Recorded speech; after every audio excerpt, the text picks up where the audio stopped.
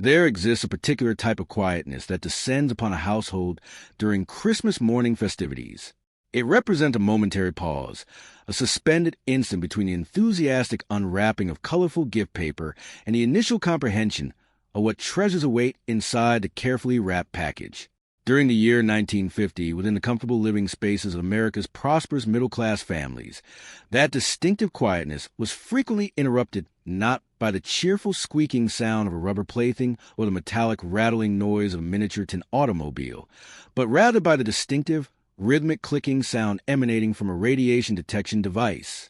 Picture, if your imagination allows, a brilliantly colored red carrying case constructed from robust, heavy-duty steel positioned beneath the decorated evergreen tree. Its appearance resembled that of a high-ranking diplomat's secure briefcase, or perhaps a specialized terminal containing classified nuclear authorization codes.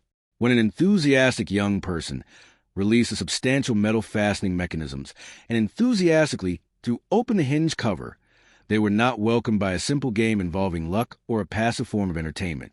Instead, they found themselves gazing directly into the representation of the nuclear era. Nestled within the luxurious velvet-lined interior compartment sat an operational cloud observation chamber specifically designed for monitoring alpha particle movement, a specialized spinthariscope instrument intended for witnessing radioactive material degradation, a functional electroscope measurement device, and 4 separate glass containers holding genuine mineral specimens. One particular container carried the identification label indicating uranium-containing ore. This remarkable creation was known as the Gilbert U-238 Atomic Energy Laboratory Kit. It maintains its position to this very day as the most debated and arguably the most intense educational toy ever manufactured on a large scale for young people. This was not a theatrical prop or decorative item. This was not a simulated representation or imitation. It was a genuinely functional laboratory setup that positioned the fundamental materials of nuclear science directly into the eager hands of a 12-year-old young person.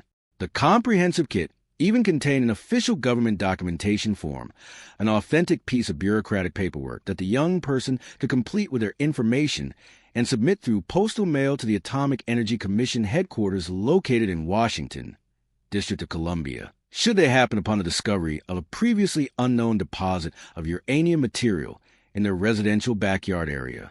The federal government authorities made a promise of a substantial $10,000 monetary reward for such a significant discovery.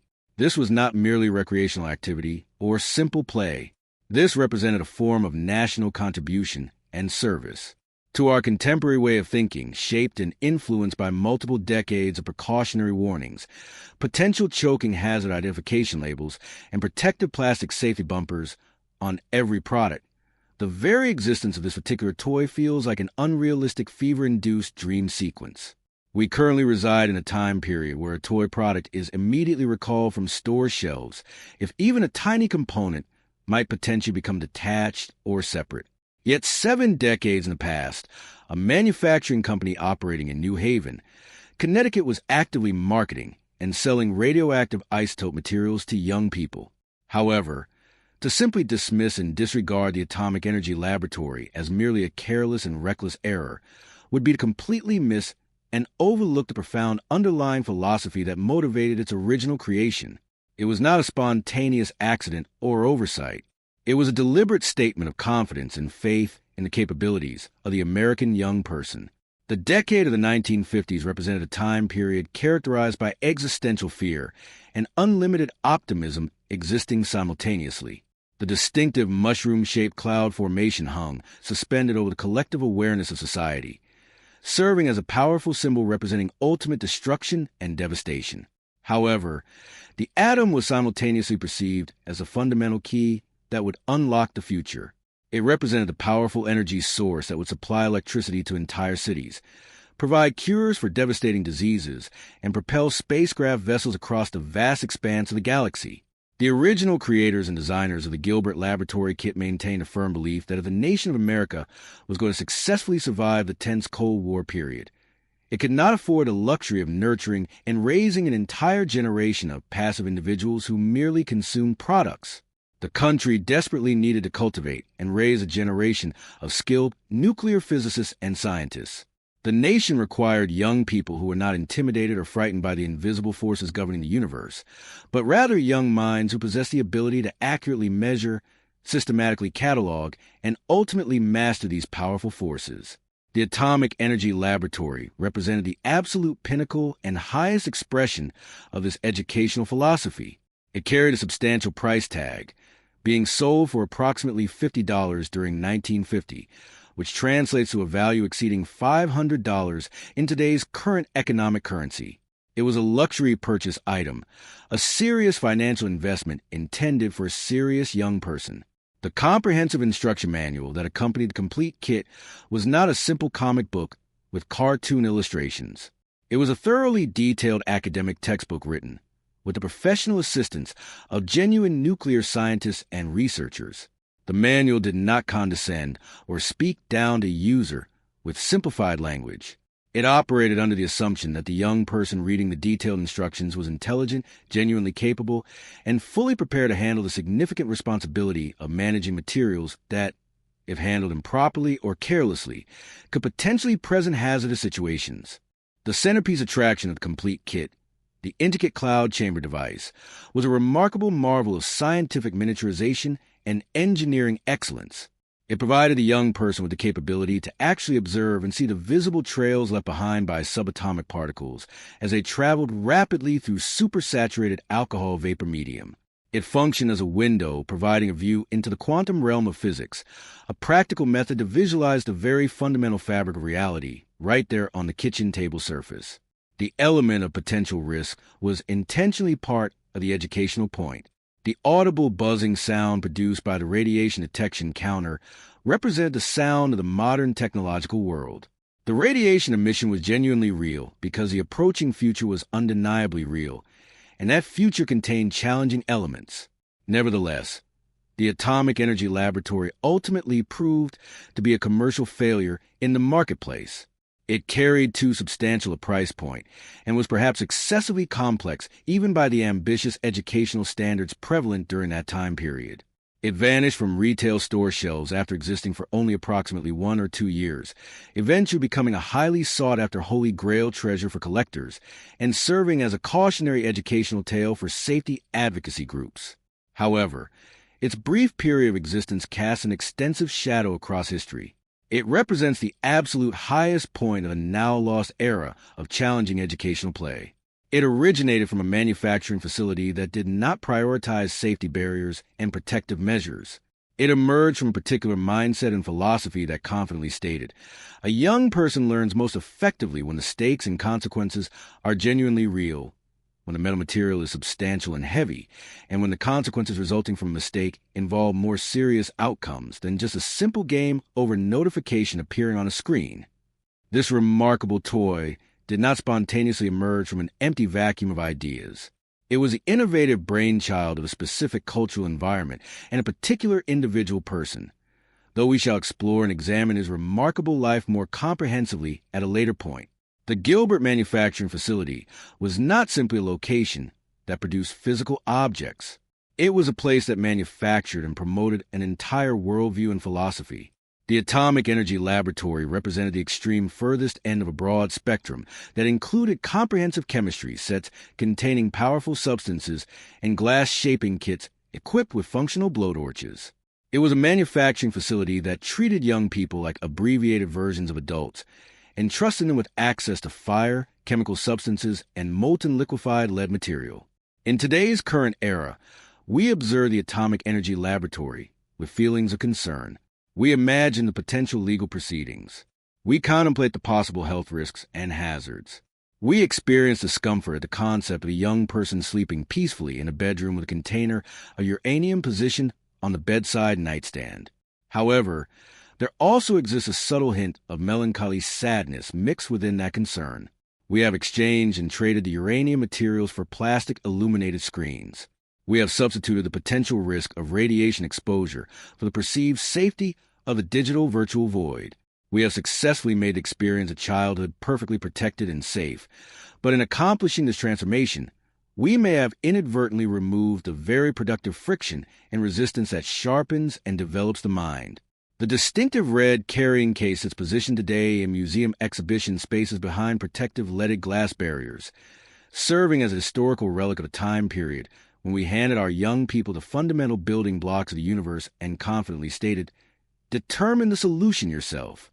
The distinctive clicking sounds of the radiation detection counter have gradually faded away, now replaced by the quietness characterizing a generation that is thoroughly protected from virtually everything and perhaps adequately prepared for essentially nothing substantial. The narrative explaining how we transition from that iconic suitcase to the safety-enhanced world of today, the story chronicling the rise to prominence and subsequent fall of the A.C. Gilbert Company, represents an empire constructed on the foundational belief that a modest amount of challenge and potential risk is the only genuine way to truly learn how to live life meaningfully. To genuinely understand the intricate machine, one must first thoroughly understand the skilled mechanic who created it. And Alfred Carlton Gilbert was definitely not an individual who fit comfortably into any convenient predetermined category. He was a figure carved and shaped in the cloth of a more demanding American era, a time period when excessive specialization was perceived as a personal weakness, and an accomplished man was expected to master his surrounding environment, not merely inhabit and exist within it passively. He was not simply a toy manufacturing person. In actual fact, referring to him as a toy maker feels like an unfortunate dismissal of his remarkable intensity and drive. He was a distinguished graduate of Yale Medical School who never actually practiced professional medicine because he discovered it too passive and unrewarding. He was an Olympic gold medal recipient in the pole vault athletic event at the London Olympic Games in 1908, an impressive feat that required a unique blend of explosive physical power and acrobatic grace and coordination. He was a professional practicing magician, an individual who thoroughly understood the intricate mechanics of creating wonder and the sophisticated art of the dramatic reveal. This unique combination of diverse traits, the surgeon's meticulous precision, the athlete's unwavering discipline, and the showman's dramatic flair, created a personality that was relentlessly driven toward excellence. Gilbert did not believe in idle leisure time. He believed firmly in constant improvement and progress. He observed the world as a complex problem requiring solution, a structure waiting to be built, and an ongoing competition deserving to be won. And it was his restless, analytical, observant gaze that he directed toward the window of a commuter train during 1911, a pivotal moment that would permanently change the trajectory of American childhood experiences. He was traveling from his residential home in New Haven, Connecticut, to New York City for business. The train rattled and shook along the metal tracks of the New Haven railroad system, which was actively in the process of being electrified with modern technology. Gilbert stared intently out at the gray industrial landscape passing by his window view. He carefully watched construction work crews erecting the massive towering steel structures that would support and carry the overhead electrical power lines. He observed the riveters and the iron construction workers wrestling with heavy girders, bolting together the skeletal framework of the modern technological world. He was thoroughly fascinated by the geometric patterns of the steel construction, the open lattice framework, the supporting trusses, the sheer geometric logic underlying it all. It was perhaps ugly and unappealing to a romantic poet, but to Gilbert's trained eye it was genuinely beautiful. It represented the architectural framework of power and progress. In a sudden flash of insight that often characterizes and defines a great inventor, Gilbert realized precisely what was missing from the lives of American young boys. At that time period, toys were predominantly static objects. They were simple wooden blocks or cast iron figures. They were objects you looked at or pushed around a surface. They did not accomplish anything meaningful. A young boy could not actively participate in the Industrial Revolution with a simple wooden block. Gilbert realized that boys did not want to just play passively with the world. They wanted to actively build it. They wanted to imitate and mimic the men outside the window. They desired steel materials to work with. He returned directly to his workshop facility and began to develop prototypes. He cut experimental shapes out of cardboard material, then progressed to working with steel. He developed an innovative system of structural girders with a half-inch lip design, a specific design feature that provided the pieces with incredible structural strength and stability. These were not flimsy, thin tin strips. They were miniature structural beams with genuine engineering properties. He created a comprehensive system of nuts and bolts that required a real functional screwdriver and a real functional wrench to properly assemble. When he launched the product into the market in 1913, he didn't assign it a cute, appealing name. He called it directly the Erector set. The marketing campaign was aggressive and widespread. It was the first national advertising campaign for a toy product in American history. Gilbert didn't market and sell the toy directly to the young child. He sold the vision of the future to the parent. His memorable slogan was, "Hello, boys, make lots of toys." But the underlying subtext message was considerably more serious. He marketed the Erector set as a practical tool for youth engineering education. He made promises to fathers that if they purchased this set, they weren't just buying a Christmas gift item. They were making an investment in their son's future career prospects. They were raising the future architects, the bridge construction builders, and the innovative inventors of the next century. And his prediction was accurate. The Erector set was a demanding teacher with high standards. The edges of the metal components were sharp and could cut. The nuts were small and easy to misplace or lose. If you didn't properly tighten a bolt correctly, the bridge structure collapsed completely. It taught fundamental physics principles, patience, and the unforgiving nature of gravity's laws. But the true significant test of Gilbert's philosophy and his legendary status came just a few years later, during the challenging dark winter of 1918. The United States of America was fully engaged and committed in the First World War conflict. The entire national economy was being restructured and retooled for the war effort requirements. The Council of National Defense, a group consisting of stern-faced government officials and military generals, was specifically tasked with conserving valuable resources for the war effort needs.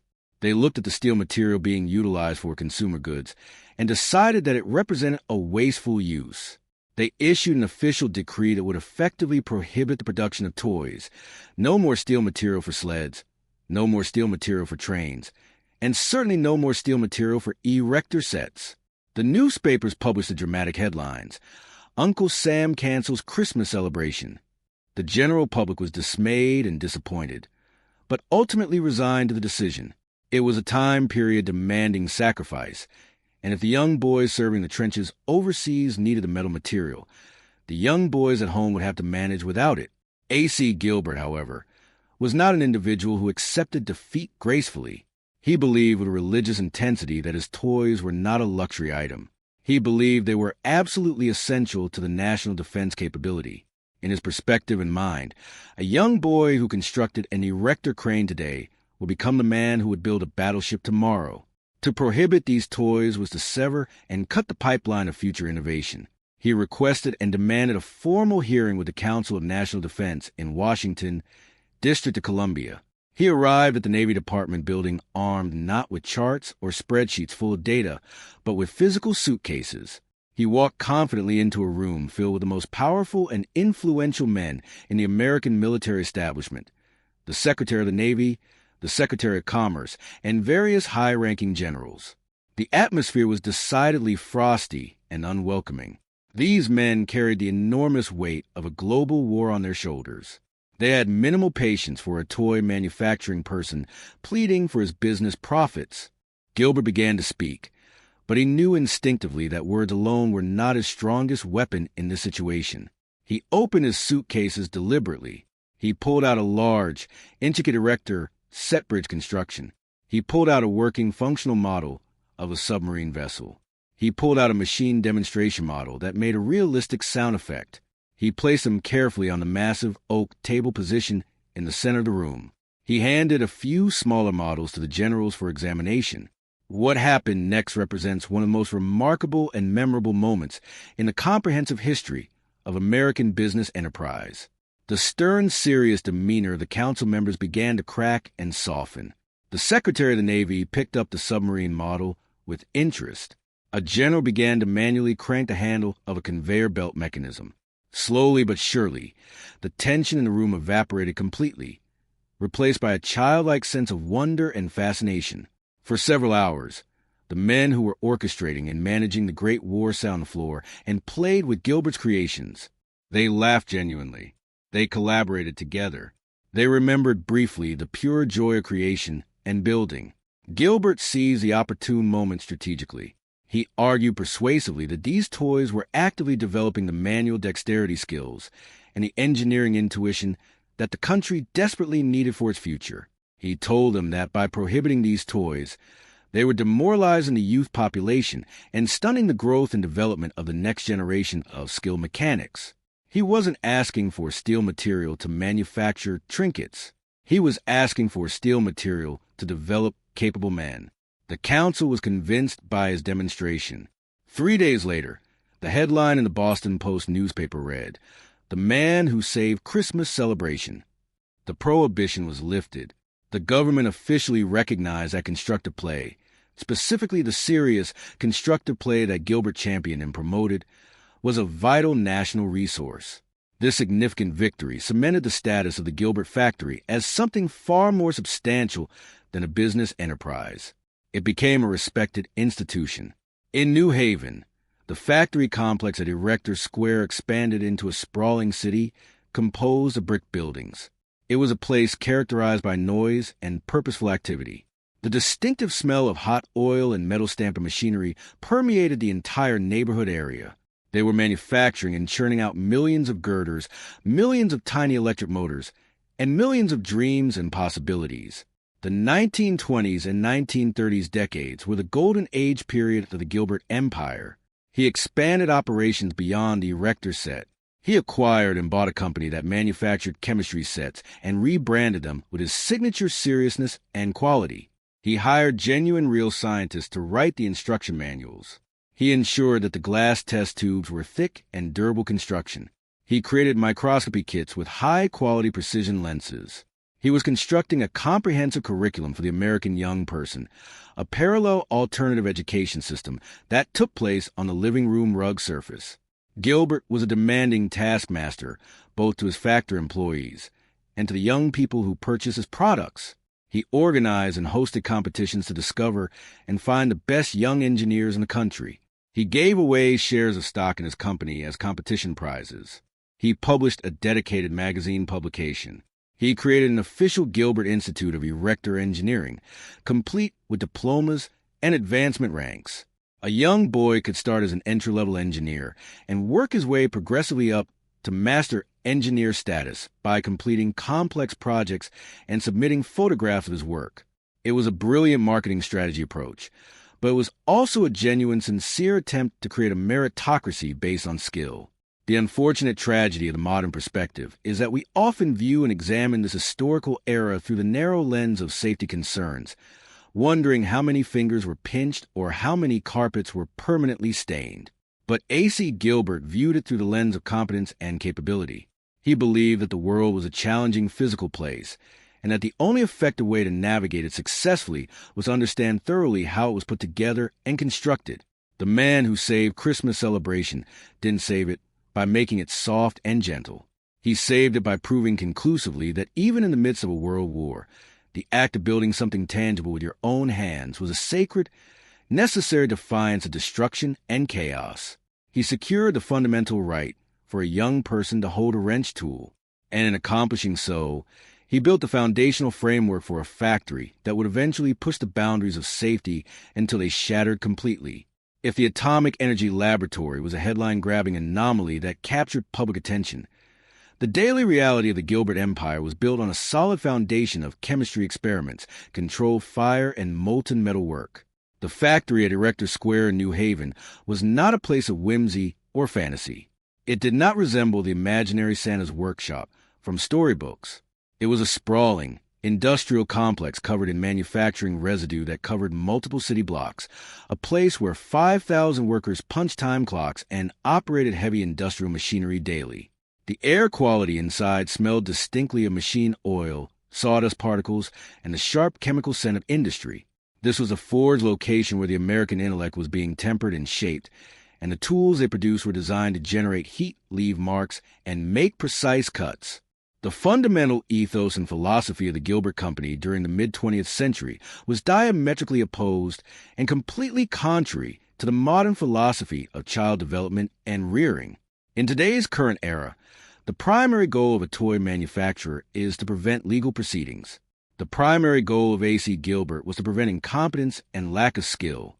He believed firmly that the world was an inherently challenging place governed by the immutable laws of physics and chemistry, and that shielding a young person from these realities was a genuine disservice to their development. A young person who never handled a flame would never understand fundamental thermodynamics principles. A young person who never mixed a volatile chemical compound would never respect and appreciate the periodic table of elements. This philosophy manifested most famously in the Gilbert chemistry set product line. For millions of American men, the memory of this distinctive blue box is visceral and powerful. It opens with a distinctive smell, a mixture of sulfur and stale dust particles. The sets came packaged in heavy steel boxes hinged like a toolbox, filled with glass containers sealed with real cork stoppers. These were not the diluted food-grade chemistry sets of today that allow you to make slime or fizzing soda beverages. These were educational arsenals. The chemical substances included were serious reagents for experiments. There was potassium permanganate, a deep purple oxidizer that could permanently stain a carpet or a hand. There was sodium ferrocyanide compound. There was powdered sulfur and charcoal materials. The instruction manuals, often written with the dry, authoritative tone characteristic of a college-level textbook, did not avoid the exciting experiments. They taught young people how to create invisible ink, how to change the color characteristics of fire, and yes, how to manufacture compounds. The Gilbert boy, as the marketing materials called him, was expected to have a dedicated designated space in the basement or the garage area. This was his personal laboratory. If he accidentally spilled a corrosive substance on the workbench surface, he learned to neutralize it properly. If he broke a test tube, he learned to carefully sweep up the glass fragments. The unspoken agreement between the parent and the company was that the young boy was an apprentice scientist in training. Incidents were not failures of safety protocols. They were tuition payments in the school of life experience. But the chemistry set was arguably the safest of the challenging toys in the product line.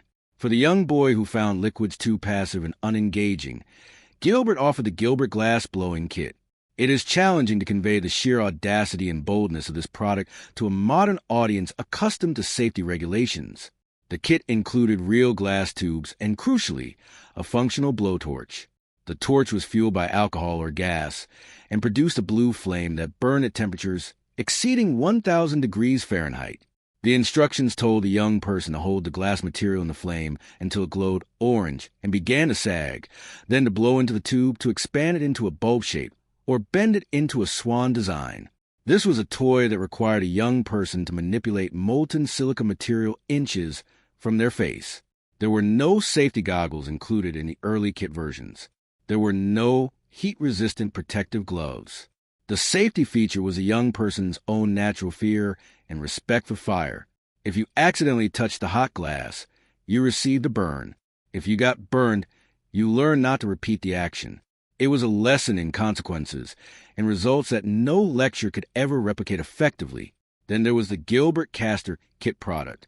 In the 1930s and 1940s decades, lead material was considered a miracle metal. It was substantially heavy.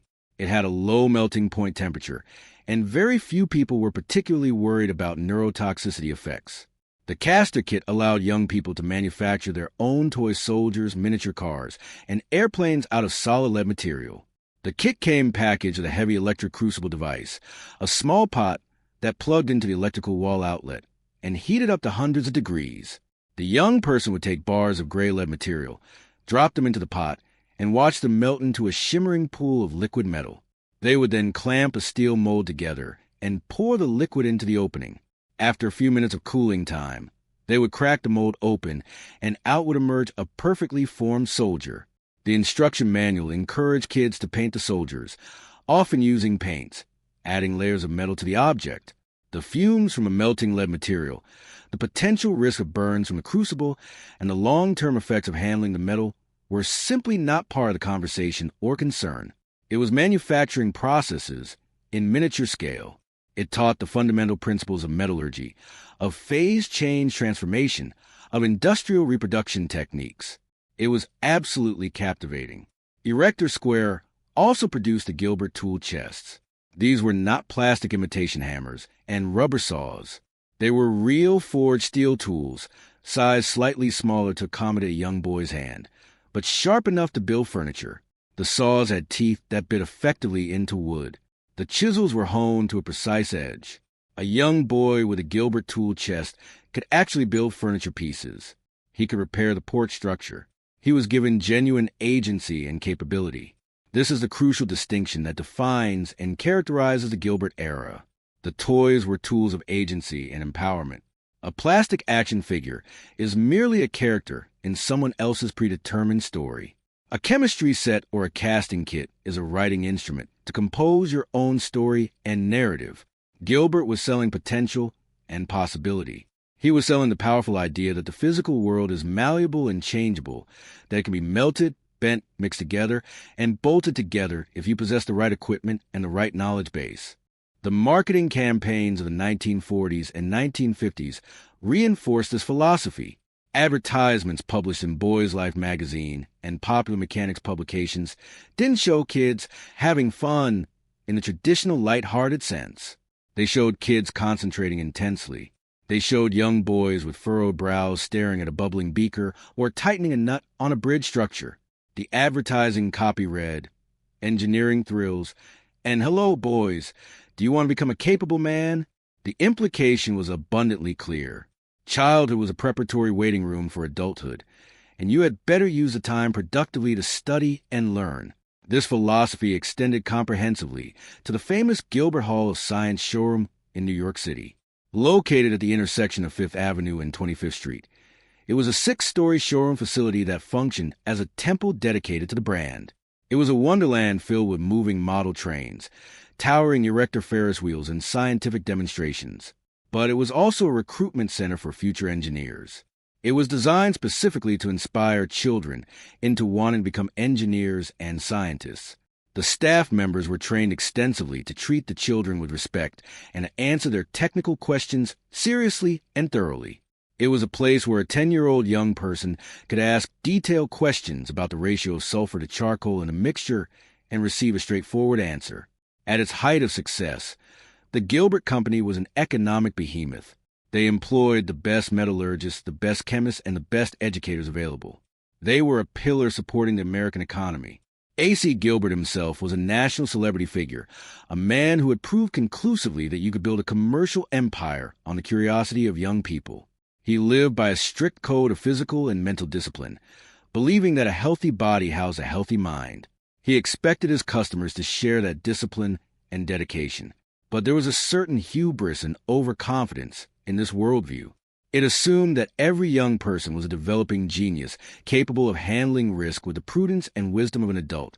It assumed that parents would always be present to supervise, or that the school of hard lessons was the only school worth attending. As the 1950s decade wore on and progressed, the world began to shift and change. The first murmurs of the consumer safety movement were starting to be heard in society. The idea that a product should be foolproof and mistake-proof was gaining traction. Gilbert despised the very idea of foolproof products. He believed firmly that trying to make the world foolproof only produced individuals who lacked capability. He dug in his heels stubbornly. He continued to produce the chemistry sets with the powerful compounds. He continued to sell the lead casting kits. He believed that the American spirit was forged in fire and challenge, and he was determined to keep the fire burning brightly. However, the factory at Erector Square was becoming an isolated island in a changing sea of cultural shifts. The heavy blackened bricks of the complex stood in stark contrast to the new sleek plastic world that was emerging around it. The atomic energy laboratory had been the high watermark of the challenging toy philosophy, the moment where the ambition finally exceeded the market demand. But the bread and butter products, the chemistry sets and the Erector sets, were still considered the gold standard of quality. Yet unseen by the engineers and the chemists working diligently, a new force was rising in society. It wasn't a scientific force. It was a cultural transformation. The television set was replacing the workbench as the center of attention. The passive entertainment of the screen was beginning to erode the active engagement of the laboratory workspace. And in the boardrooms of rival toy companies, Business leaders were realizing that it was significantly cheaper to manufacture a toy out of plastic than out of steel material, and considerably easier to sell a fantasy than a concrete reality. The factory of challenging experiences was running at full production capacity, but the tracks ahead were beginning to deteriorate. The era of the boy engineer was reaching its peak, and the decline, when it came, would be swift, absolute, and genuinely heartbreaking. The fire that A.C. Gilbert had tended so carefully for decades was about to be extinguished by a flood of inexpensive, safe, and ultimately empty plastic alternatives. The decline of the Gilbert empire began not with a dramatic bang, but with a quiet, hospital-like hush. In 1961, Alfred Carlton Gilbert, the man who had vaulted his way to Olympic gold medal achievement and engineered the childhood experiences of an entire nation, passed away. His passing was the removal of the keystone from the architectural arch. The factory at Erector Square, which had hummed with his energetic, demanding presence for 50 years, suddenly felt noticeably colder and emptier. The soul of the enterprise, the relentless drive for perfection, the belief in the intelligence of the American young person, was gone permanently. What happened next is a classic American corporate tragedy narrative, a story that would be repeated in the decline of Sears, Lionel, and countless other American institutions. The family members, grieving the loss and perhaps uncertain of how to navigate the changing cultural environment of the 1960s, decided to sell the company. The buyer was not a toy manufacturing person. He was not an engineer.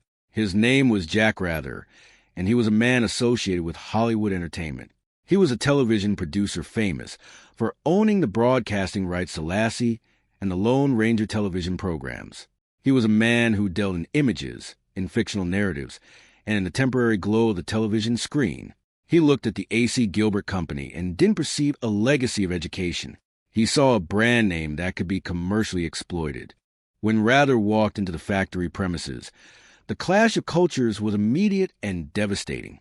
The Gilbert engineers were men who measured mechanical tolerances in thousandths of an inch. They were men who built electric motors that could operate reliably for 20 years. Rather was a man who understood television ratings and market trends. He brought in a new team of executives who spoke a completely different language. They didn't discuss durability or instructional value. They discussed marketing synergy and cost reduction strategies. The 1960s decade was exploding with pop culture phenomena. Spy movies were the obsession of the decade. James Bond was considered the coolest man on the planet. Rather decided that the future of the Gilbert Company was not in teaching kids how to build bridges and structures, but in selling them the fantasy of being a secret agent. He ordered the factory to pivot its focus. The heavy steel girders and the complex chemistry sets were pushed to the back priority. The focus shifted dramatically to slot cars and action figures. The pivotal moment, the metaphorical iceberg for this Titanic, arrived during the Christmas shopping season of 1965. Rather's management team had bet the entire company's future on a single product, the James Bond 007 slot car road race set. On paper, it appeared to be a license to print money. It featured Sean Connery's iconic Aston Martin automobile and the villain's vehicle. It had gimmicks taken straight from the movies, an ejector seat mechanism, a protective shield, and tire-damaging devices. The marketing effort was massive and extensive. Television commercials promised high-speed thrills and spy action excitement. Millions of sets were ordered by department stores across the country. Sears, Macy's, and Woolworths cleared their shelves to make room for what they anticipated would be the hit of the season. But inside the factory, there was growing panic and concern. The timeline imposed by the new management was impossible to meet properly. The engineers, who were accustomed to testing product for months or years before release, were told to rush the design and production immediately. The value engineering team had dramatically reduced the budget for materials. They used inexpensive, brittle plastic for the vehicle chassis. They used weak magnets.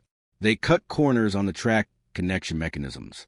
When the sets finally landed under the Christmas trees of 1965, the outcome was immediately unfortunate. Excited children assembled the tracks, placed a beautiful Aston Martin on the slot, and squeezed the controller trigger. The cars didn't race smoothly.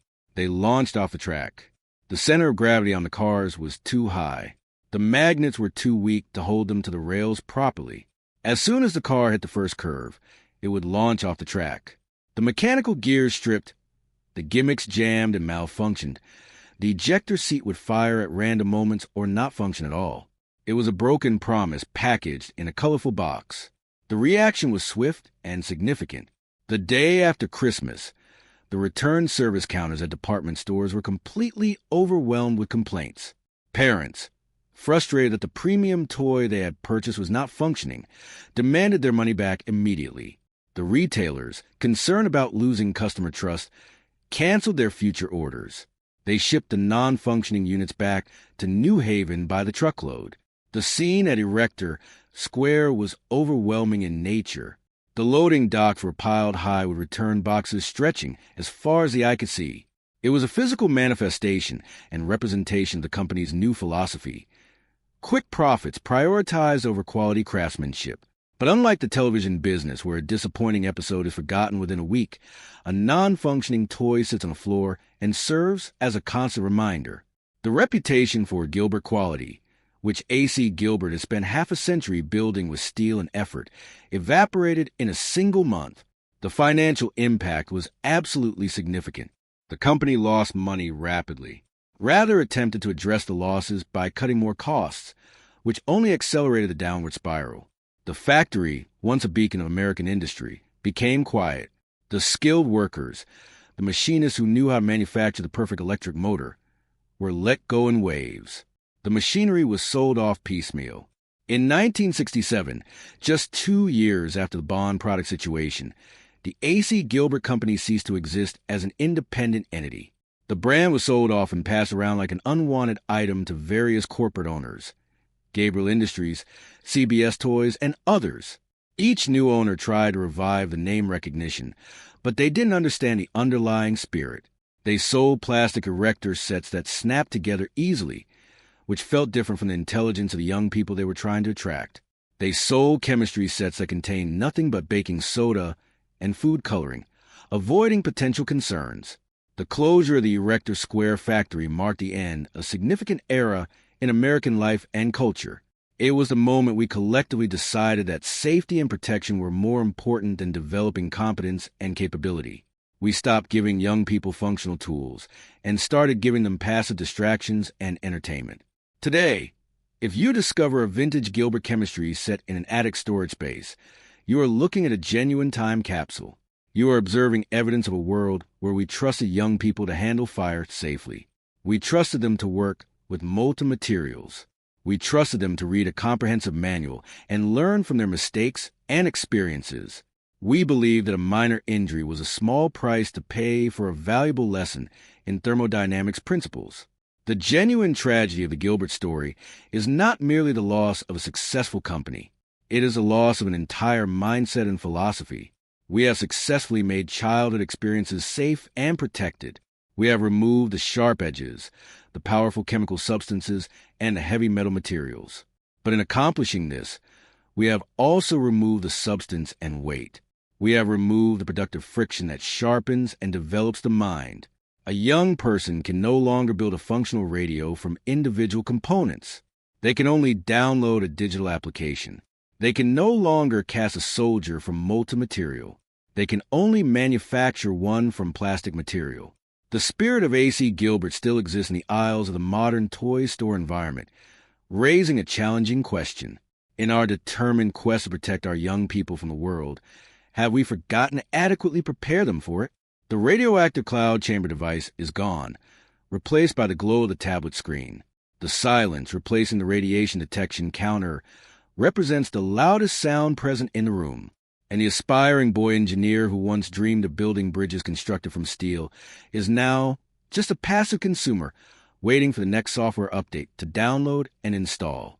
Safe, secure, and utterly disconnected from the machinery that makes his world function and operate.